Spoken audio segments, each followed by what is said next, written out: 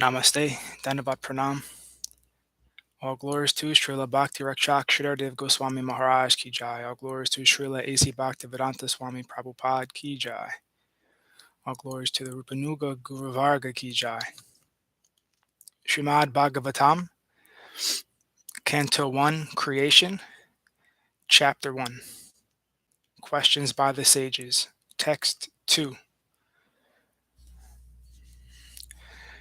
Dharma projita kaitavotra paramo nirarmat saranam satam vedyam vastavam atra vastu shivadam tapatrayon mulanam Śrīmad-Bhāgavate Mahamuni Krite Kim va parar ishvara sadyo hridyavar udyate trakritibi Shushrūshibis Tachanat.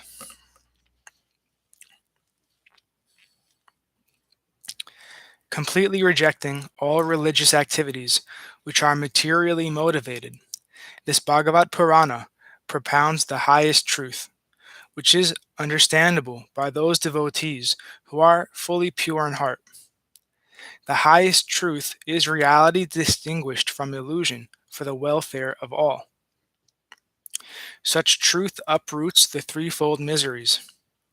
This beautiful Bhagavatam, compiled by the great sage Vyasadeva in his maturity, is sufficient in itself for God realization. What is the need of any other scripture? As soon as one attentively and submissively hears the message of Bhagavatam, by this culture of knowledge, the Supreme Lord is established within his heart. Purport from Srila A.C. Bhaktivedanta Swami Prabhupada. Religion includes 4 primary subjects, namely pious activities, economic development, satisfaction of the senses, and finally, liberation from material bondage. Irreligious life is a barbarous condition.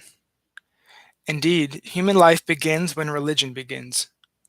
Eating, sleeping, fearing, and mating are the 4 principles of animal life. These are common both to animals and to human beings. But religion is the extra function of the human being. Without religion, human life is no better than animal life. Therefore, in human societies, there is some form of religion which aims at self-realization and which makes reference to man's eternal relationship with God. The lower stages of human civilization, there is always competition to lord it over the material nature, or, in other words, there is a continuous rivalry to satisfy the senses. Driven by such consciousness, man turns to religion. He thus performs pious activities or religious functions in order to gain something material. But if such material gains are obtainable in other ways, then so-called religion is neglected. This is the situation in modern civilization. Man is thriving economically, so at present he is not very interested in religion. Churches, mosques, or temples are now practically vacant. Men are more interested in factories, shops, and cinemas than in religious places which were erected by their forefathers. This practically proves that religion is performed for some economic gains. Economic gains are needed for sense gratification. Often, when one is baffled in the pursuit of sense gratification, he takes to salvation and tries to become one with the Supreme Lord. Consequently, all these states are simply different types of sense gratification. In the Vedas, the above-mentioned 4 activities are prescribed in the regulative way so that there will not be any undue competition for sense gratification. But Śrīmad-Bhāgavatam is transcendental to all these sense gratificatory activities. It is purely transcendental literature, which can be understood only by the pure devotees of the Lord, who are transcendental to competitive sense gratification. In the material world, there is keen competition between animal and animal, man and man, community and community, nation and nation. But the devotees of the Lord rise above such competitions. They do not compete with the materialist because they are on the path back to Godhead, where life is eternal and blissful. Such transcendentalists are non-envious and pure in heart. In the material world, everyone is envious of everyone else, and therefore there is competition. But the transcendental devotees of the Lord are not only free from material envy, but are well-wishers to everyone, and they strive to establish a competitionless society with God in the center.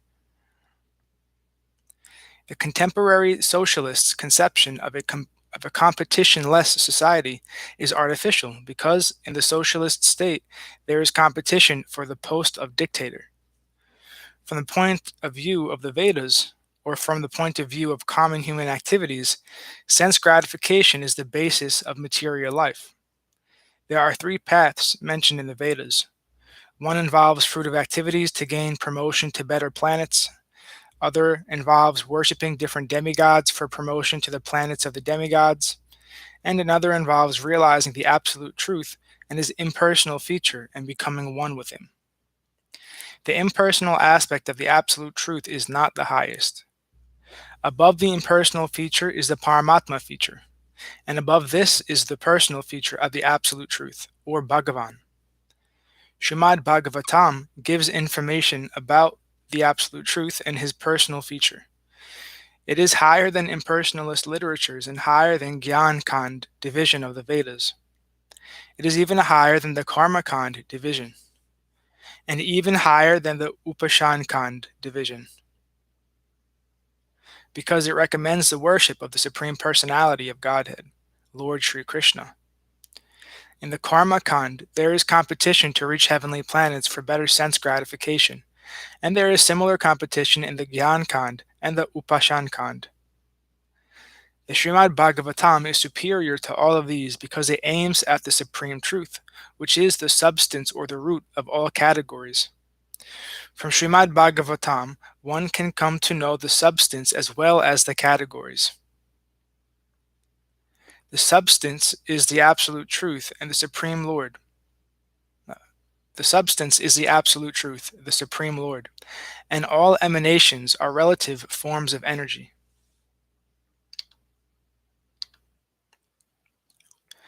Nothing is apart from the substance, but at the same time the energies are different from the substance. This conception is not contradictory. Śrīmad-Bhāgavatam explicitly promulgates this simultaneously one and different philosophy of the Vedanta Sutra, which begins with Janmarasya Sutra.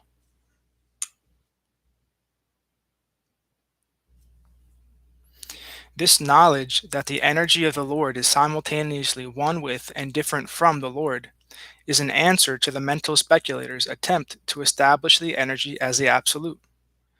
When this knowledge is factually understood, one sees the conceptions of monism and dualism to be imperfect.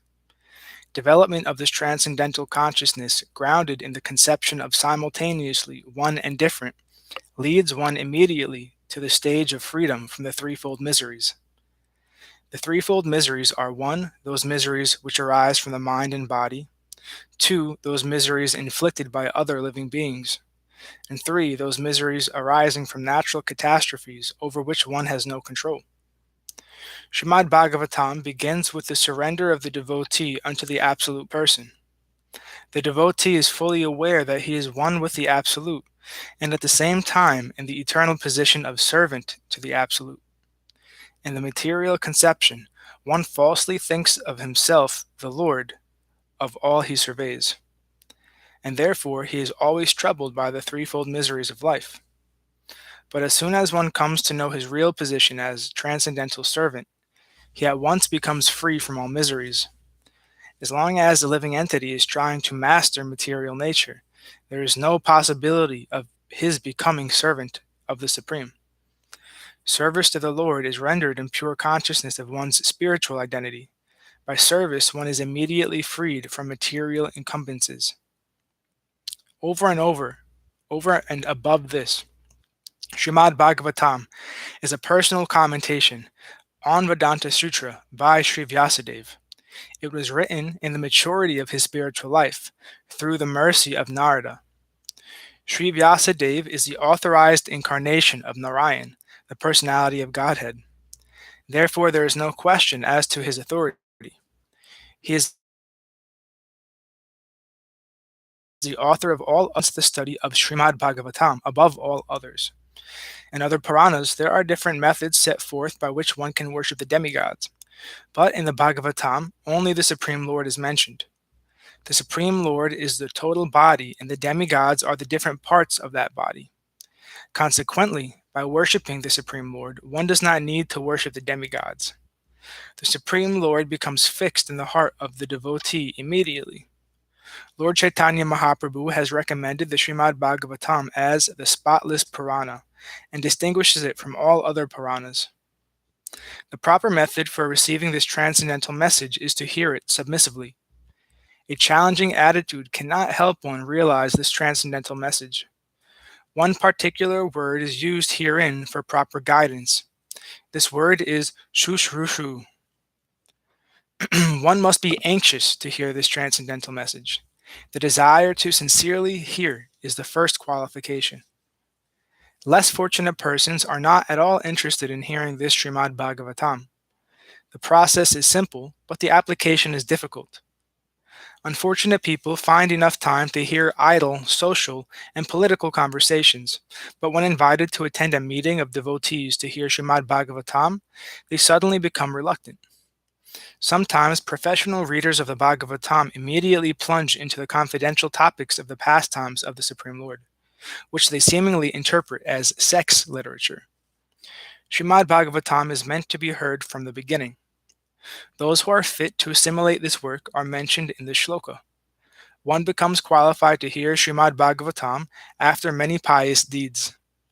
The intelligent person with thoughtful discretion can be assured by the great sage Vyasadeva that he can realize the Supreme Personality directly by hearing Śrīmad-Bhāgavatam.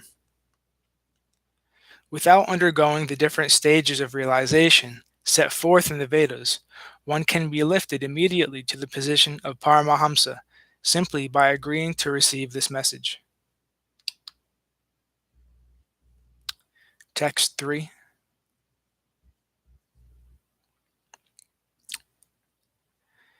Nigamha kalpa tarur galitam phalam shukha mukhad amrita drava samyutam pibata bhagavatam rasam alayam mohur aho rasika bhuvi bavuka. O expert and thoughtful men, relish Śrīmad-Bhāgavatam, the mature fruit of the desire tree of the Vedic literatures. It emanated from the lips of Sri Shukadev Goswami.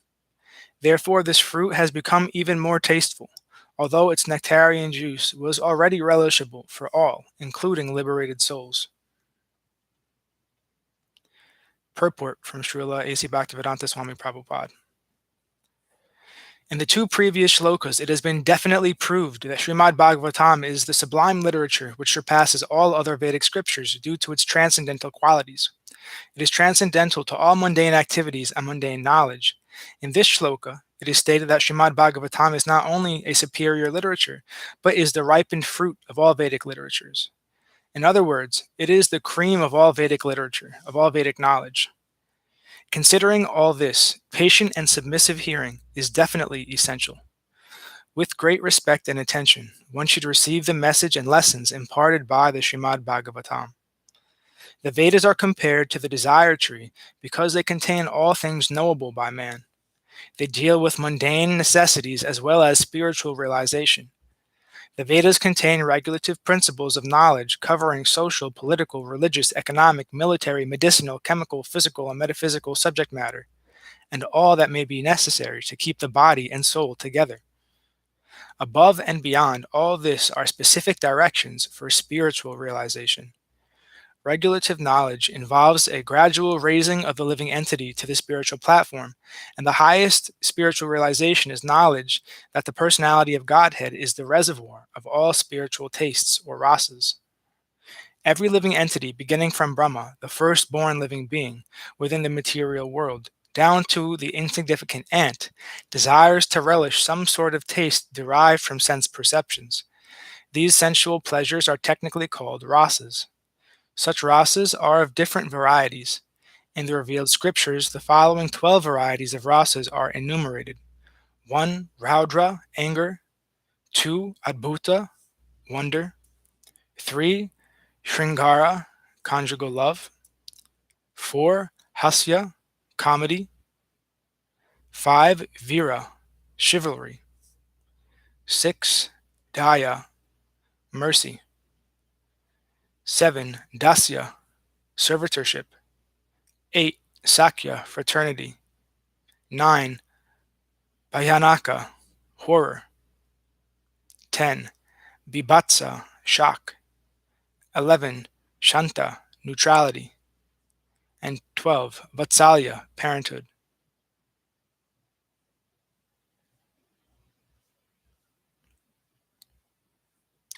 The sum total of all these rasas is called affection or love. Primarily, such signs of love are manifested in adoration, service, friendship, parental affection, and conjugal love. And when these 5 are absent, love is present indirectly in anger, wonder, comedy, chivalry, fear, shock, and so on. For example, when a man is in love with a woman, the rasa is called conjugal love. But when such love affairs are disturbed, there may be wonder, anger, shock, or even horror. Sometimes love affairs between 2 persons culminate in ghastly murder scenes. Such rasas are displayed between man and between animal and animal. There is no possibility of an exchange or rasa between a man and an animal, or between a man and any other species of living beings within the material world. The rasas are exchanged between members of the same species, but as far as the spirit souls are concerned, they are one qualitatively with the Supreme Lord. Therefore, the rasas were originally exchanged between the spiritual living being and the spiritual whole, the Supreme Personality of Godhead. The spiritual exchange, or rasa, is fully exhibited in spiritual existence between living beings and the Supreme Personality. That concludes our reading for today. We'll continue here on Friday. All glories to Srila Bhakti. All glories to Srila Bhakti Madhavapuri Maharaj Ki Jai. All glories to Srila Bhakti Nirmala Acharya Maharaj Ki Jai. All glories to our Rupanuga Guru Varga Ki Jai. All glories to the assembled devotees Ki Jai. Bhaktivinoda Ki Jai. All glories to Navadvip Dham Ki Jai. All glories to Vrindavan Dham Ki Jai. All glories to Giri Govardhan Gupta Govardhan Dham Ki Jai. All glories to Tulsi Devi Ki Jai. Nitai Gaura Hari Hari Bol.